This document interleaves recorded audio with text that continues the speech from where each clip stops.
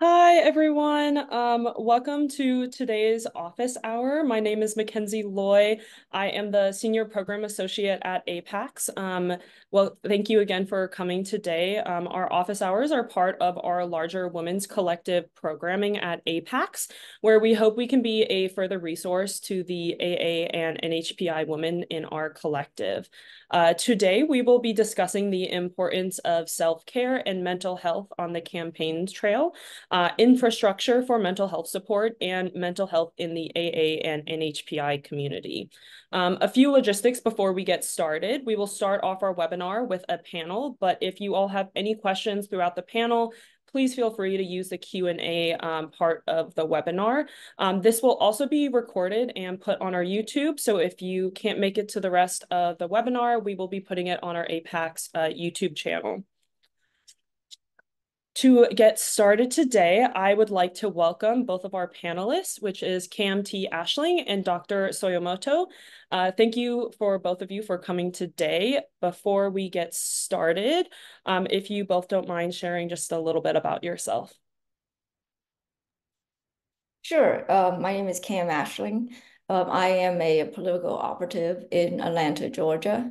Currently the chair of the Asian American Action Fund Georgia chapter, chair of the Georgia Advancing Progress PAC. And I guess most famously, the AAPI constituency director for Senator Ossoff during the historic election for Warnock and Ossoff to flip the Senate. And then most recently, in the same job for Senator Warnock for his re-election. And I've also ran smaller campaign for Georgia to get us like the first Asian American, like Filipino Representative Marvin Lim.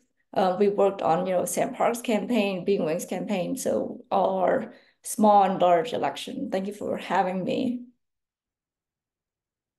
And I'm Dr. Suyemoto, and I am the Executive Director of NAAPIMHA, the National Asian American Pacific Islander Mental Health Association. I also wear another hat. I'm the Associate Director of Equity for the Mass Coalition for Suicide Prevention. So I work a lot at the intersection of equity and mental health and suicide prevention. Wonderful. Well, thank you both for being here today. I think this will be a really wonderful discussion to have and to continue further on. We discussed prior to this webinar, but self-care is so important, especially if you're working in an environment like campaigns, which can be a really stressful environment for both candidates and people who work on campaigns. And there really is not a lot of infrastructure so far built into campaign work when it comes to mental health support. In both of your experiences, why is it important to discuss infrastructure for mental health for the Asian American, Native Hawaiian, Pacific Islander women who are running for office? So I think for us to continue to successfully build political power, we need to make sure people don't burn out, people don't come off a campaign completely dejected and broken down, and they don't want to work anymore on them. They don't want to be involved anymore. And they're like suffering depression or anxiety continuously, or they're still being triggered afterwards. And that's a real thing.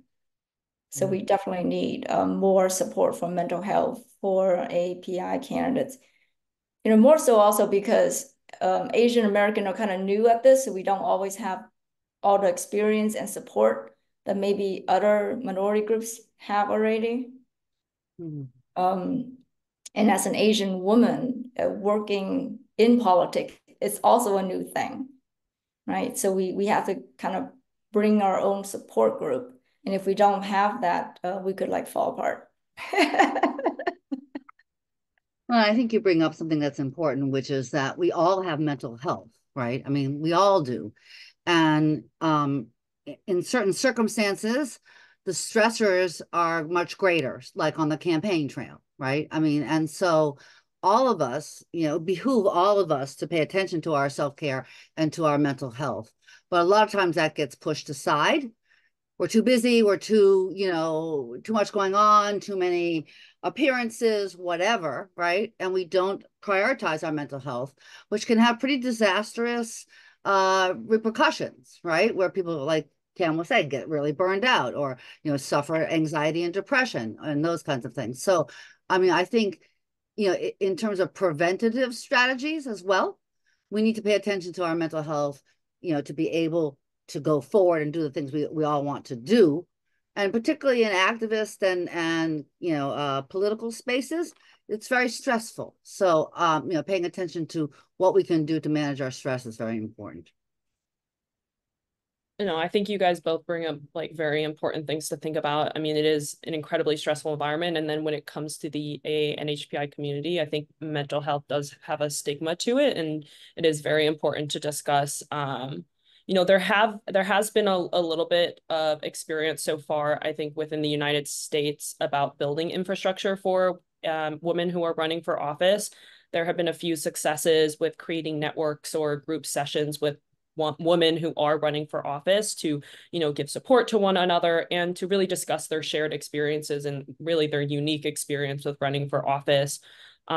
With these networks and group sessions, what do you think makes them effective? Do you think there are other systems we could, put into place to further support just the AA and NHPI women who are running for office? I actually do. And in fact, I was talking to my deputy director today and saying that NAAPIMHA would be happy to partner with a civic engagement organization to hold space for candidates or for people working in campaigns. So, we routinely hold spaces for different groups of people to, like, often we call them listening sessions, listening circles, where people can, express their frustrations or whatever. And it's a safer environment because everyone's in the same situation, right? Yeah, I think that's really important because when you can bring people who normally feel alone in their work together with others, because there aren't a lot of us in Georgia and I think a lot of states too, that definitely help support the community to continue the work. Because the isolation can be very damaging and deterring. And then you're like, I don't want to do it anymore. And I mean, I felt that like after the Warnock campaign, I'm like, I'm never doing this again. I'm done. I mean, they can go and fly a kite, like I'm just like, it was so exhausting, and it had a giant impact on my business, my ability to take care of my child because it took so much time, so there's a major cost to running these campaigns, being involved. Even my animals suffer the neglect, right?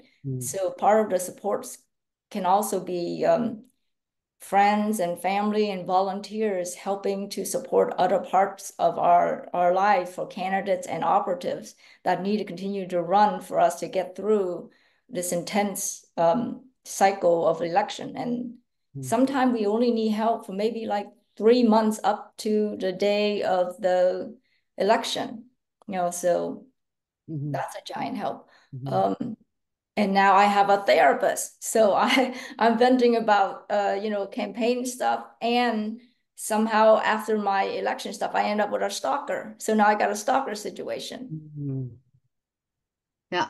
One of the things I want to build on is just the idea that these spaces, like if we're going to, establish an infrastructure, they need to be intentional spaces. Yeah. So we need to, as a community and as communities, right, really think about how can you create intentional networks? How can you create intentional communities of support for people? And we're lucky we're in Zoom land, right? So we can do this across the country because, I mean, as Cam was saying, you can be very isolated, particularly in a place like Georgia or some places where there aren't as many AA and HPI people just in general. Yeah, no, I think you guys definitely bring up something really important. And Cam, you brought that up with, working in the public eye, even if you aren't the candidate yourself, you also deal with the same kind of impacts on your life that the candidates do as well. I think being in the public eye can have both negative and positive impacts to it.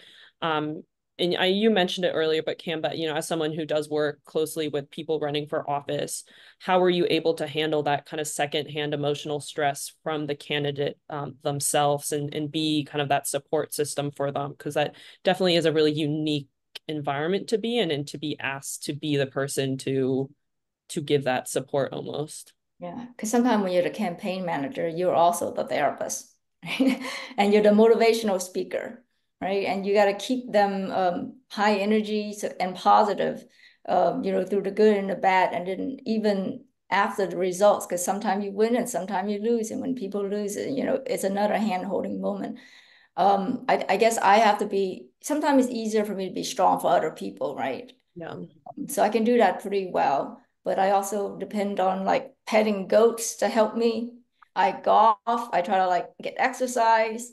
I have events and parties, so I can gather my army and my friends. So trying to just stay social, positive, even when things don't go well, like my mayor race for Van Trent, it didn't go well. But we stay friends. We still go out for dinners. And I think that helps the candidate, get through the process and then keeps me kind of sane. Because even win or lose, you gain a friend. You go through so much together. You went and fought like major battles. Yeah. So that helps. Mm-hmm. So yeah, so one of the things I think that's hard is that, sometimes these negative comments and things can be directed toward people, as candidates can be very cruel, I think. And I think it's important to remember that, that although hate may be directed to you, it's not that kind of communication is not a constructive political discourse. It's not, right? I mean, when mud is being thrown, I don't personally think, I tend to not want to vote for that candidate because of the way they're behaving. So I think, it's important to put it into context and not personalize as much as you can. Because, like as Michelle Obama says, when they go low, we go high. I mean, the idea that, you can be ethical and you can not, participate in that, but still that negative experience, I mean, it affects all of us, right? I mean, it's hard to not take things personally when people are throwing things at you.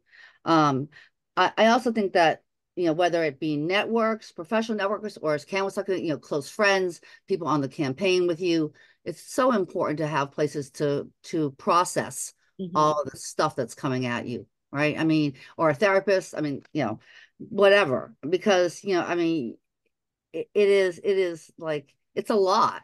I mean, even as a bystander, right? As a bystander, looking at the ways that sometimes mud is flung at different people, you just say, oh my God, that's terrible, right? And that, this sort of idea of prioritizing self-care to the degree that one can, I think is really important. Sometimes it's like self-care after it's over. It's really when you have time, right? You practically kill yourself until the bitter end, and then afterward you try to pick up the pieces. And to the extent that organizations can help you kind of put it back together as soon as possible to kind of regain your life again would be like super helpful. Cam, you mentioned it a little bit earlier, but you have worked on campaigns that your candidates haven't won. How do you personally deal with that, especially after you put in so much work for a campaign? What kind of helps you like continue moving forward? So I always say, we can do everything we can do, and we do our very, very best. And at the end, it's up to the voter, right? The voters decide. If they care, they vote. If they don't care, then they don't vote. And then they end up with the consequences of having a great candidate or a really bad, corrupt one. Yeah. So then in that way, I don't internalize it as, a reflection of me. My job is really just to do the very best for me, for our community, for our candidate, to get the vote out as best we can. And at the very end, it's not up to us, right? So I empower the voters to then decide, so that it takes less pressure off me. And you only do your very best. And I don't take it personally. I've seen great candidates win and lose. I think another big elephant in the room, I think just for our community and the AANHPI community, is that I think there is sometimes a lack of understanding about mental health and the stigma that surrounds it within our community, as well as the lack of cultural competence in providers. how do you both think, how do you think our community can combat that? What is the first step in curbing the stigma? Dr. Suyemoto, I know you've had experience in this, so I was wondering if you have anything to say on that. Sure. I mean, as a community and as individuals, we need to talk about it. I know it sounds sort of trite almost, right? But the first step in combating stigma is being able to talk about it and becoming educated as a community about what mental health is and isn't. Mental health is not necessarily mental illness, but mental illness is important for our community to pay attention to. We have a mental health crisis, I think. I mean, our AA and HPI youth ages 10 to 24 in the US, we're the only racial ethnic population in this category where the leading cause of death was suicide. That's our children that are dying by suicide. In addition, 63.7% of the estimated 2.6 million AA and HPI folks who have mental health concerns or problem don't receive treatment. So 60 of that 2.6 million, 63.7% don't get treatment. And part of that is because of the stigma, because we're not, willing to talk about it. And part of that, you bring up, the issues on, culturally competent care and that kind of thing, cultural humility. Candidates, I believe candidates need to be talking about that too. Like what are their mental health platforms, right? Recently, we had a civic engagement event in Boston focused on women's health and mental health during an election year. We actually had an in-person event. And at the event, Boston's Mayor Wu provided a welcoming video where she shared the fact that her mother's mental health and the struggle to find resources was one factor in her journey into politics. It was really powerful. It was both powerful as a civic engagement message as well as a mental health message, right? Because these things are not separate. I mean, the fact that, we need to be talking about health equity and mental health equity in civic engagement as well as in mental health spheres. We are siloed in a lot of ways, right? And so we need to bring this conversation into the light, into the public discourse. Cam, I think, specifically you talked about that you got help for yourself, you got a therapist to deal with a lot of things. Was that hard for you personally to reach out, or were you kind of in a situation where you thought, this is the best way moving forward? I think I fall into that group where Asian people think mental health is like, whatever. I mean, I was like that. I'm like, whatever. I mean, yeah. I'm like, okay, people who need mental health are mentally weak is what I think, right? And I'm like, I'm not mentally weak. Why do I need mental health? But it's not necessarily about mental illness, and we think that, like, a doctor said here, and so I had to do what I normally don't want to do, which is to go get help for myself because I'm so used to helping other people. And I don't see myself as a victim. I hate victim mentality. And I hate mental weakness because I think, if there's a will, there's a way. That's like my motto. But what actually got me going to get a therapist is my stalker problem. And that became a major trigger that was causing my mental decline after the Warnock re-election. That somebody I trusted so much who worked with me on the campaign turned against me and won't accept no and continuously like harass and freaked me and my kid out, stalking us at community events. It was causing me not to be able to go to political events because I'm trying to avoid this person stalking me until I got a restraining order and everything else. And that made me like really get a therapist. And even then I got a therapist who was a friend of mine because I still have some trust issues with like who to talk to about my deepest, greatest thoughts and fear and be in my head, I think Asian American have that issue. Like we don't want people in our heads. Right. We don't trust other people in our heads. I also think that, you know, we tend to be more have our in group, you know, and so we have our community, we have our families, that kind of thing. And, you know, a therapist is an outsider. Mhm. That is often looked upon like we don't want to share our problems with outsiders, right? We don't want to share our problems with people who aren't part of this in group. At the same time, I think it's really important to realize that sometimes that outsider has a perspective that you can't have because you're in the in group, you're inside the problem, you're not outside the problem. And you know, I think finding out about, well, what is therapy? I mean, it's not, you know, and what it isn't, right? I think is really important for our communities as well to know that there are, and therapy isn't for everybody, but that doesn't mean you don't pay attention to your mental health. You know what I mean? I mean, just, you know, therapist is one way. I see a therapist, and I actually am a person with mental illness and, you know, have struggled through that with a person with lived experience. And I speak on that often, you know, because, and I think that's stigma reducing as well. When someone says, I'm in this community and I've struggled with this and I've survived, and this is my experience, that can be very powerful. And, you know, but I think that as a community, we're sort of in the dark about what it all means. Like, you know, well, what is therapy? You know, what happens there? You know, like who's going to know? All those things people worry about, and they don't have the information as well.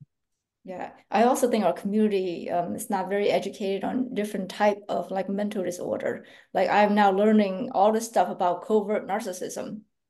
Because I'm only aware of the overt type, but there's a covert type, and they're super service orientated, and they're major people pleaser, and they're in the nonprofit space because they feed on the admirations of others.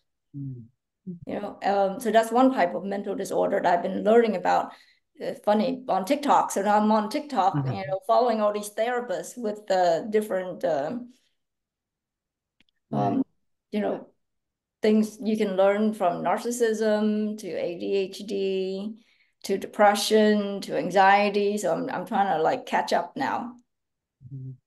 I just want to, NAAPIMHA, you know, we have a mental health awareness grant, and we do trainings, mental health first aid, which is a awareness training about, you know, early symptoms of mental health concerns through crisis. And we provide these trainings free for the community. So one of the things is we have open trainings, you know, so you can go to our website and sign up for a adult or a youth mental health first aid. Youth mental health first aid is for adults who serve you. And we also do Achieving Whole Health, Body, Mind, Spirit, which is a wellness program. So we have these trainings that we can do for community. And if an organization wants us to do it for an organization and they can get 15, 20 people, we're happy to do that as well. So we are a resource around mental health awareness, both in terms of speaking about it, you know, in a webinar form, but also deeper trainings and that kind of thing. No, I think you bring up a really great thing to talk about. And, you know, it is not only just about mental health or mental illness, but it's also about like, how do you just take care of yourself? How do you get to a place where maybe you don't reach that space yet? Dr. Suyemoto, we've had in the past at APAICS and our events, you know, we've had a lot of AA and HPI women tell us about the stress of being in the public eye and you know, a lot of the other dirtier things that they go through that are hard to talk about. And then also, you know, we've talked about the added cultural perceptions of mental health where they bring up, you know, I go through these issues, but, you know, how do I ask for help or where do I go? With that, do you have any advice for these women to kind of prepare themselves for that stress or anxiety they might feel? Is there anything, you know, they can ask themselves beforehand to mentally prepare themselves? Are they in the right space? I mean, I think before running for office, certainly if I were running for office, which I will never do, not my jam. But I would want to talk to other women have lived through this, right? Who have been candidates, who have worked on campaigns. So if you're a new candidate and are thinking about doing this, I would really encourage you to reach out to Cam and people that Cam knows and you know, be able to talk about, well, what is this really like, right? Because you know, we don't know necessarily. And I think being aware of one's own, I'll call them triggers or sensitivities, like really doing a self-assessment, because things will come up and people will poke at those things, right? Because that's how candidates sometimes get at each other, right? To poke at, oh, you had you were in a mental institution, or you were, or whatever, right? All the things that might be part of life that end up getting highlighted in these campaigns. But being aware of them, you can prepare yourself, right? Okay, so I'm sure Mayor Wu, when with her situation with her mother and everything, I mean, I'm sure she had to do some preparation around, well, how is that going to be viewed? Is she going to be, and then also what is some messaging around that, right?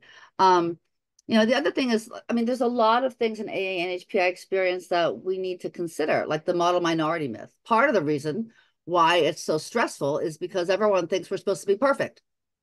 So when we're not perfect, it disrupts that view, right? But that's life. I mean, life is that we are people. We're not, we're not a model. We're people, right? Immigrant experiences is another area, right? I mean, like if someone's an immigrant or has undocumented people, like all these kind of things that, as AA and HPI folks, we may have experience with that other communities don't. So thinking about how that informs who we are and what the stresses are for us, I think is really important. And then the last thing I'll say about this is, I used to work at the University of Pennsylvania as a study strategies instructor. And part of what I did was time management. And what I would tell people is to, about self-care, schedule your self-care like you would a doctor's appointment. And then move it like you would a doctor's appointment if it gets interrupted. Because we'll say, oh, okay, I'll go for a walk at noon. And then at noon, you get a phone call. And that phone call has you on the phone for that entire hour. And then you just don't go on your walk. So what I say is schedule that walk for noon. But when you realize you're having the phone call, figure out where you're going to move it as if it were a doctor's appointment. Because you wouldn't just skip out on your doctor. Why are you skipping out on yourself? So I just really encourage people to do something like that. That's good advice. I've also took some therapy with a hot tub. That also helps. No, definitely. I feel like we all have, it's always important, as important as it is to know your triggers. I think it's also important to know what you do like to do. And, as the doctor mentioned, it is, important to put that into your schedule. It's definitely something I will consider moving forward, because I personally forget to do that all the time. And I think anyone in the political sphere, we have very busy lives and busy careers, and sometimes we forget to slow down a little bit. I'm moving into my last question for you, Cam, kind of dealing with what I just talked about, with working in the political sphere. You have had a long career in campaigns. You've worked on quite a few of them, which is notorious with burnout. How were you able to navigate burnout in your own work, and kind of letting yourself continue to be in this kind of environment? I think number one is to know yourself. So I happen to be decently good at short duration, high intensity projects. So I know this about myself, right? So I don't want to engage in some very long campaign. Like I know my capacity is I just want to do for, 6 months or less on something. And then I want in it and I want out and I want back to my life. So that's how I've been able to recover when I'm off. And then what's been hard to learn to do is to say no even after the campaign is over, because then everybody still think all your time is still available to do all this, post campaign community work. And so I've been having to get good at saying no and reclaiming my time for personal care for my business, my child, my 50 something animals. And that's kind of helping. But sometimes it just takes time to heal from a campaign, honestly. And that you need to be re-inspired again is what's keeping me, still mustering forward.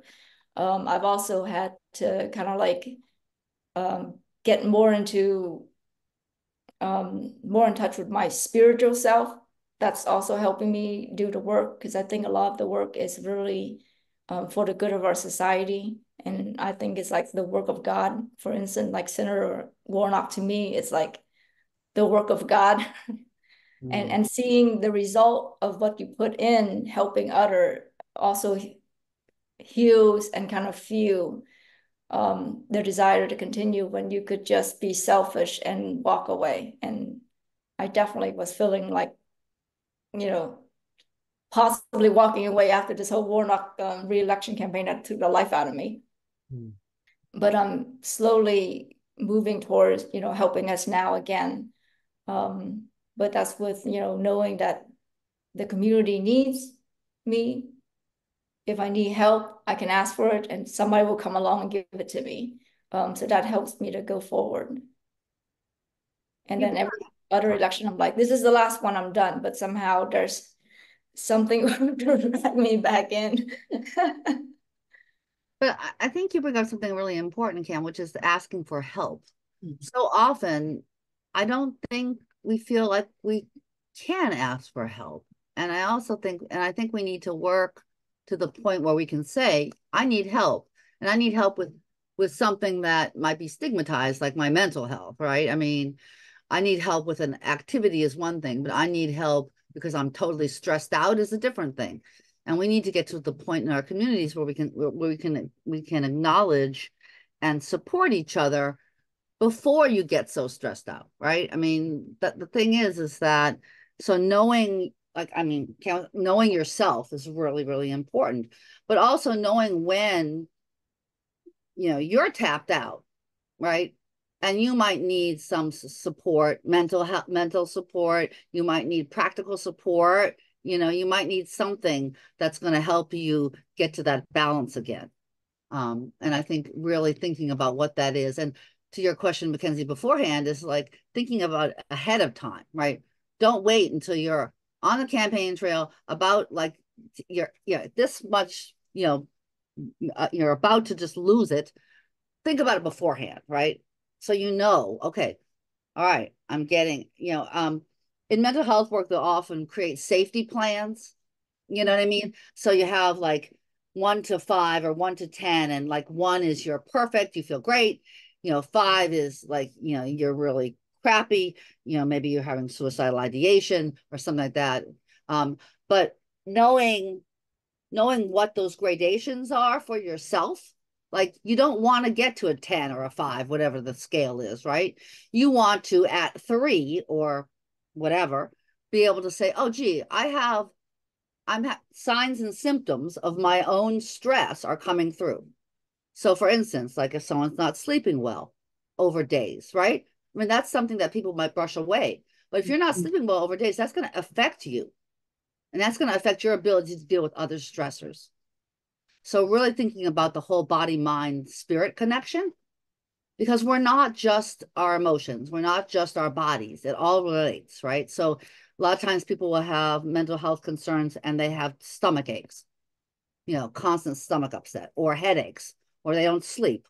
And it's all interconnected. So I think, that's why we have to realize it. And most Asian cultures think of our body, ourselves as whole, right?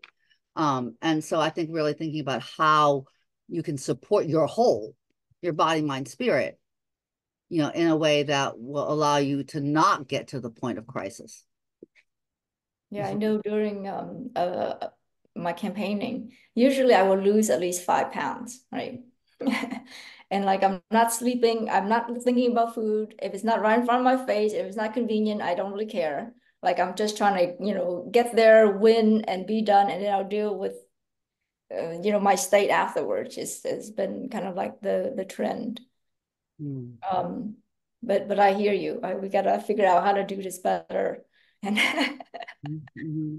I would invite you, Cam, in your campaign to find an eating buddy or someone who you can remind each other to eat, or someone who, on a particular day you have lunch with that person every time. So you're working in, something so you can keep yourself nurtured.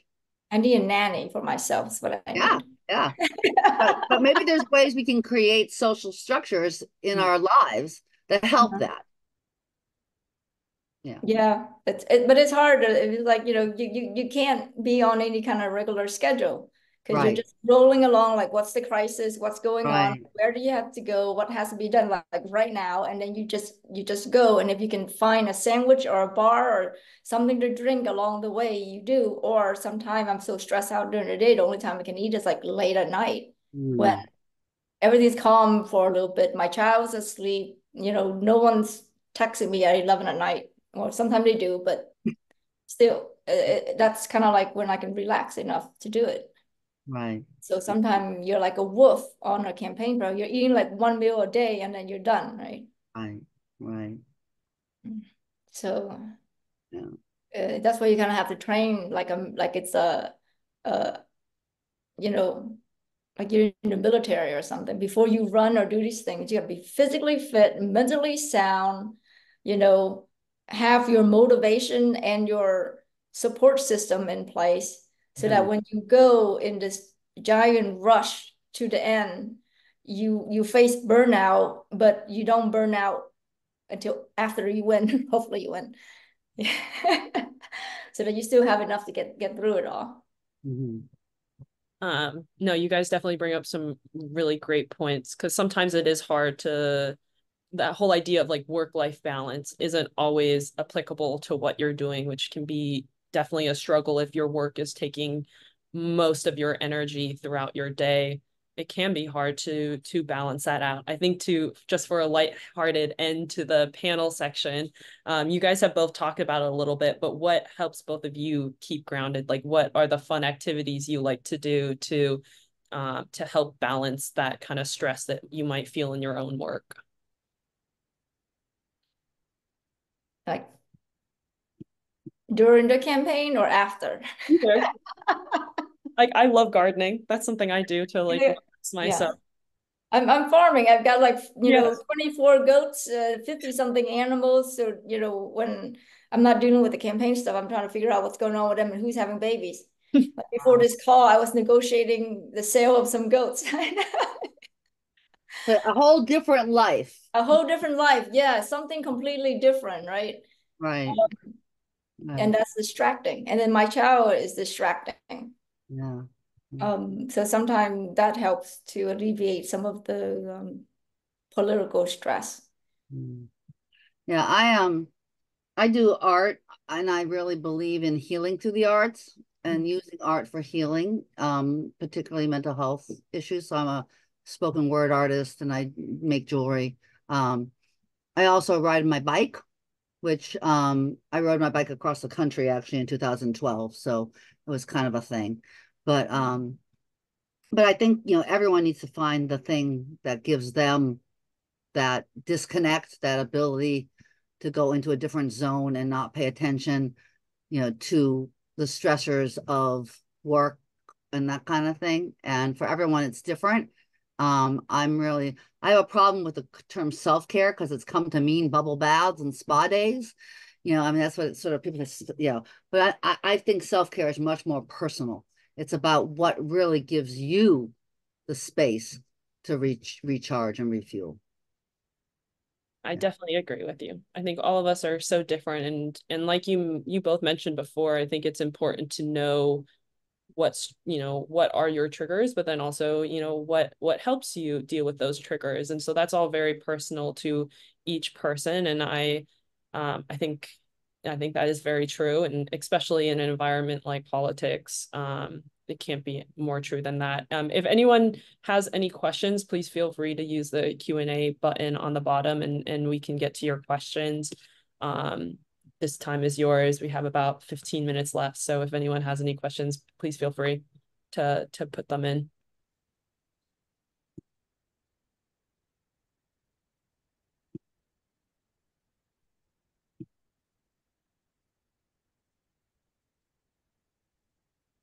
We should start calling on people. I know. I used to be a classroom teacher, folks. So We're used to the waiting. yeah, yeah. Somebody ask a question, please. It can be anything. Angie, May, Natalie. We don't want to scare anybody off from running election work or being candidates. So, don't be afraid of that because of this conversation about some challenges. We're used to challenges. Okay, we have one question. How do you do stress relief when hearing about like world or domestic issues? Well, I'm like, what can you do to fix it? And if you can't do anything to fix it, don't stress about it. My motto is like, fix your own backyard before you worry about everybody else's backyard. So, it's like the wisdom of knowing what you can change and what you can't change, and knowing the difference. People pray, people join protests, people walk, people email and text their representatives. If you guys have strong feelings about something, do something. If you can't do something, don't think about it. If you can do something, do something. Because if you don't do anything and you just think about it over and over again, you're just going to give yourself anxiety with no result. I think that's really important. The action piece, to do something. I also think just to acknowledge the fact that we live in a pretty zany world right now. It's pretty stressful to watch the news.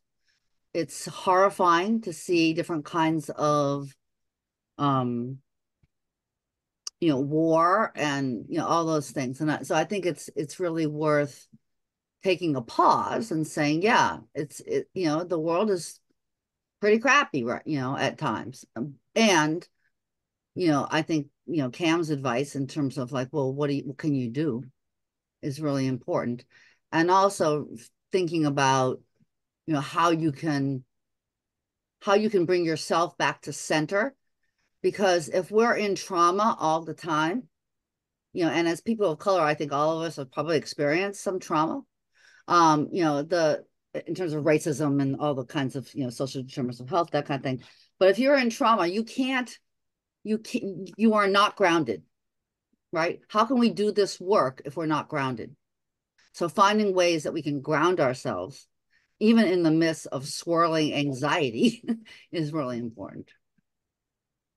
Another question someone has, I think similar to this, is how do you deal with the anger or rage at the system we're in a sustainable way?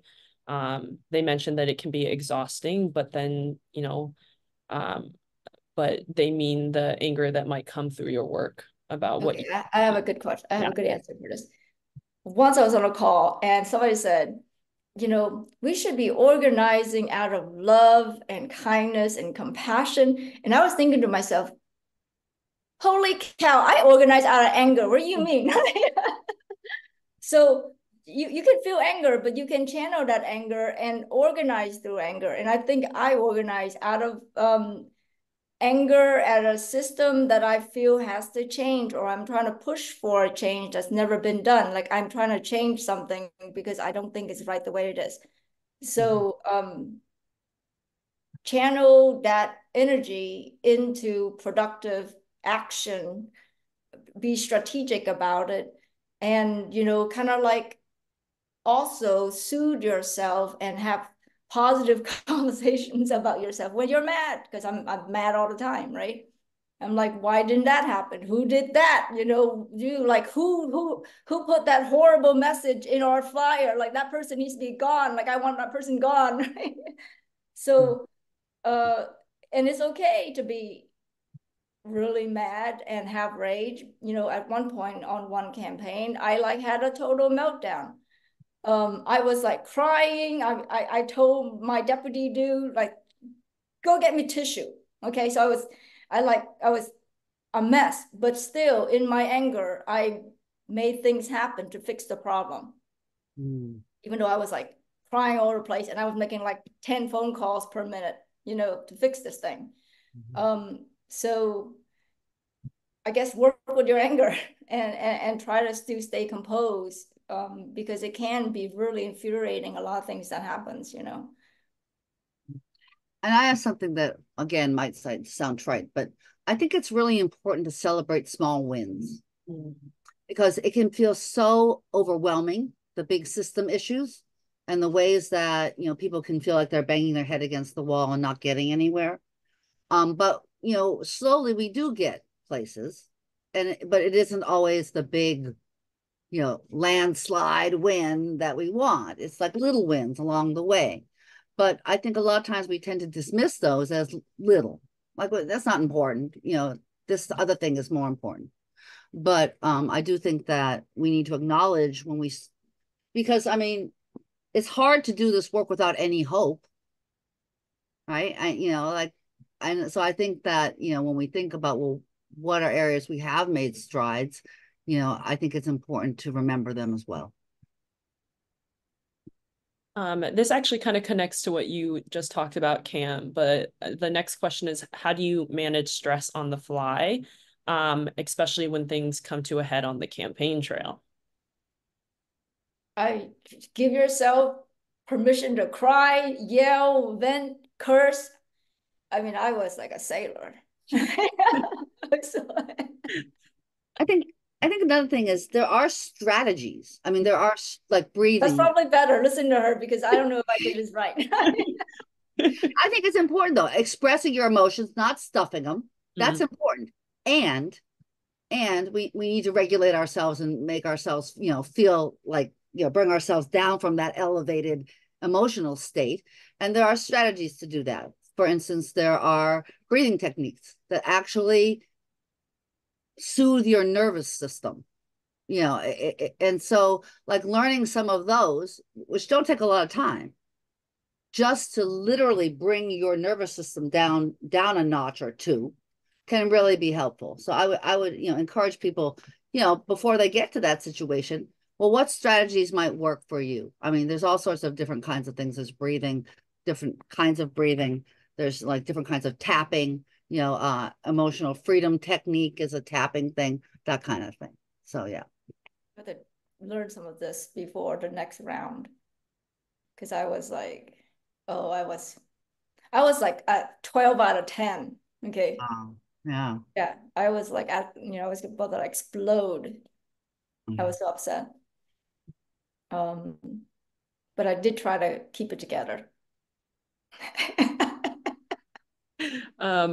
A question for you, doctor, from the audience. Do you think channeling toxic emotions like anger or rage into productivity, can that also be a form of self-sabotage? For instance, ignoring your immediate mental health issues and personal responsibilities while trying to save the world as your world kind of falls apart as well. Yeah, I mean, I think again, it's about knowing yourself as well, right? I mean, being able to say, I mean, because a lot of people in, you know, who are, you know, running for office, as well as people like myself in nonprofits who are doing this work with too little resources, running around with, you know, crazy and trying to spread the word, right? I mean, it can be very, it can be very exhausting. So I do think that we need, you know, to kind of, I don't know, figure out how to be, how to allow ourselves the space to have our emotions and not let them overwhelm the work we're trying to do, right? And so I think, and a lot of times it's really hard as women, you know, you're hysterical, right? And those kinds of things. So I mean, we you know, we end up doing things like maybe not paying attention to our emotions, maybe stuffing them, maybe, you know, pretending everything's fine, right? But it catches up to you. It catches up to you. So I think the, you know, the message I really would like to have people take home is the idea that, you know, when we're doing mental health work, we often talk about, you know, like we often talk about it at this crisis, right? suicide prevention. It's at the crisis. But what happened before the crisis, right? And so, I think, really paying attention and figuring out, like, if your world is falling apart, is your life, is sacrificing yourself worth it? Because I would say usually it's not. Usually there's a middle way, right? Usually there's a way that you don't have to like push yourself so far you're going to go off the deep end, or coddle yourself so much that you're not doing anything, right? So I and the reality is that all of this is, I mean, we live in a world of white supremacy culture where the characteristics are things like uh you know uh reliance on the written word, for instance, that kind of thing, and this sort of perfectionism and urgency, sense of urgency, all those things are like part of this capitalistic, like, we have to get this stuff done, da, da, da, da, da. At what expense, right? And I would just really encourage the people to realize that I don't think it's an acceptable expense to have someone completely fall apart, and then the person would have to do some self reflection, like, is this because I'm just so committed, or am I self sabotaging myself because I don't feel like I deserve it, or don't feel like I am qualified or worthy, right? So all those things come into play, and it's really something that a person, I mean, no one from the outside can say you're self-sabotaging, right? I mean, they can, but the only person who really can analyze that is the person themselves, perhaps with the help of a friend or a therapist or whatever. But and so I think really paying attention, and paying attention along the way. I mean, I just really encourage people to not get to the point of crisis, but that means being intentional from the beginning, probably. Yeah, I think you got to know yourself really well for your capacity. Like, you got to know if you're a candidate or you're working in a political space on some very high stake campaigns, that it's going to be mentally very taxing. Right. If you are mentally, I guess, weak to criticism, if you can't take people pushing your buttons, you can't work if you don't have enough sleep. If you are prone to not doing well under these conditions, don't do it. You don't sacrifice your mental health and your personal life and fall apart to save the world. Because trust me, if you're not there, someone else will come in and fill the gap. Okay, everybody is replaceable. So don't feel obligated to do something if it's not good for you, and if you can't recover from it, or it's going to destroy you or wreck your life or wreck your business or whatever it is. Like, you got to know, Mm-hmm. you know. It's a risk, right? Yeah, because you could also sacrifice all this to save the world, and you don't save the world, and if that completely crushes you, you shouldn't be doing it, because you need to accept that risk. Right. But I also think that there's something to be said about the process, that even if a candidate loses, and I know, but to have those messages out there, to have to hear the platform, even if they don't win, like that can be a movement forward, because maybe next time the candidate of whatever party you're supporting would win, right? I mean, so I don't know, I think there's a value in looking at the product, the end result, but also with a process, like what was forwarded, what issues came up, what were people hearing, all of those things. Yeah, I think in every campaign, win or lose, you always got to learn, right? So win or lose, I feel like I'm always learning. And so that makes me feel better about the outcome no matter what. Because, like, why did you lose, or why did you win? And then that helps me empower other people in future campaign to do better. So I guess seeing the silver lining in as many things as possible, no matter the outcome, helps you with your mental state afterwards. And I've seen candidates where they're so dejected after a loss, you never see them in the community again. And I'm like, well, that just tells me you didn't really care about anybody, did you? Like, you don't, a candidate that cares, win or lose, they still stay in the community and they're still trying to help and be, serving others in some other capacity. And people who don't want to ever do it again or walk away completely, it doesn't speak well, Yeah. Well, if anyone else has any more questions, please feel free. Maybe just a couple more minutes. So if anyone has a last question. But yes, definitely from what you guys talked about, life is a climb. So it's always important to think about everything that we do along the way, just as it's important about what the ending is going to be. Anyone else? Anyone?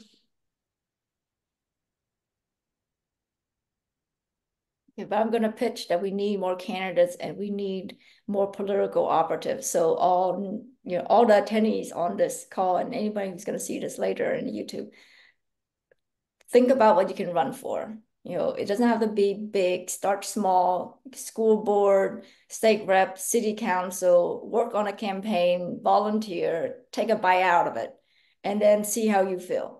Because we need more people, and that would also alleviate a lot of the stress of everybody else doing it now, because now we have more resources and more people on the ground. And because what we're trying to do is continue to build political power for Asian Americans so that we have a voice and we have a seat. Okay. I also want to share that NAAPIMHA, May 10th, Congress has a resolution for it being AANHPI Mental Health Day.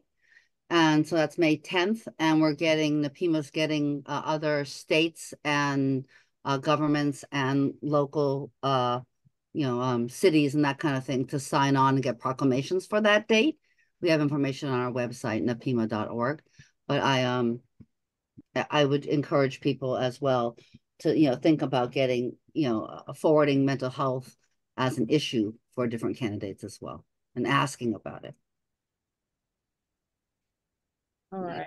It looks like we have no more questions, but I just wanted to say thank you to both of you for coming here today and speaking to our audience. I think this is a really important discussion to have and to continue to have, especially in our community.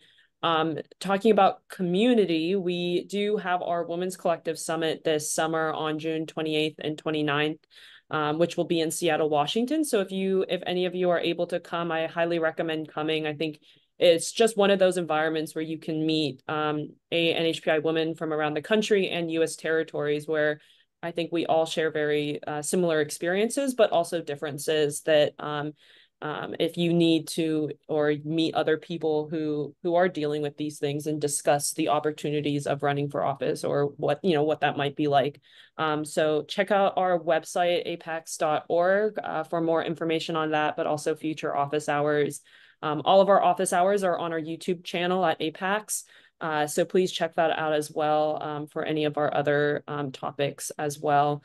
Thank you again for coming. I really appreciate it. And I hope you all learned something new and hopefully something that can help you as well. So thank you. Thank you. Thanks, everyone.